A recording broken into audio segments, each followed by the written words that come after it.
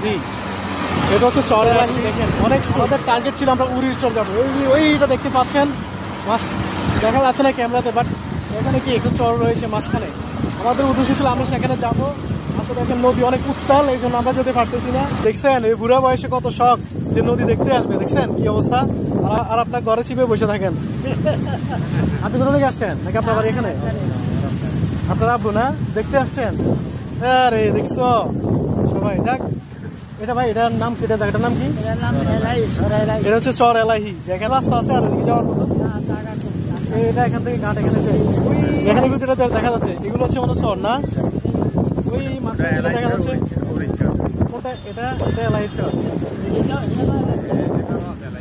ও আচ্ছা আচ্ছা, আরে আল্লাহ, মনে হচ্ছে অনেকটা যেন সাগর। আপনারা একটু পেছন ক্যামেরা দিয়ে আমি দেখাচ্ছি, দেখেন ঠিক যেন মনে হয় সাগর। এটা সবাই বিকেলবেলা এখানে দেখতে আসে, ঘুরতে আসে। আসলে নদীর সঙ্গে দেশের মানুষের গভীর মিতালি একটা কথা আছে। দেখেন যে কত সুন্দর যে ঢেউ, মনে হচ্ছে যেন সাগর। ওটা সাগর না, এটা হচ্ছে একটা সাইড বলা যেতে পারে, অংশ বলা যেতে পারে। আমি ম্যাপসে দেখাই দিচ্ছি আপনাদেরকে এই জিনিসটা কেমন, ঠিক আছে? এই ম্যাপসটা একটু লক্ষ্য করেন, এই অংশটা হচ্ছে আমি এখানে দাঁড়িয়ে আছি।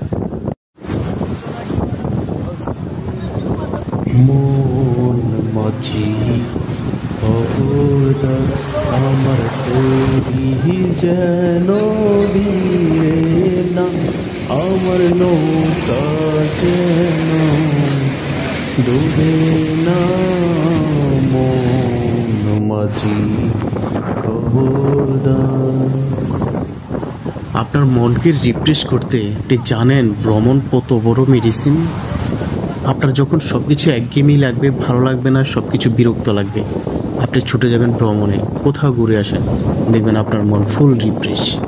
এই জন্য আমাদের জীবনে শুধু কর্ম আর ব্যস্ততা এগুলো নিয়ে আমাদের থাকলে চলবে না।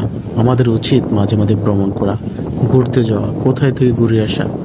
যখন আপনি ঘুরবেন আপনার মন ব্রড হবে, আপনার মন রিফ্রেশ হবে।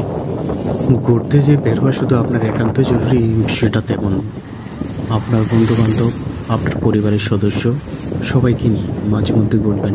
এটা একটা আমাদের জীবনের যে রিফ্রেশিং মারাত্মক মেডিসিন।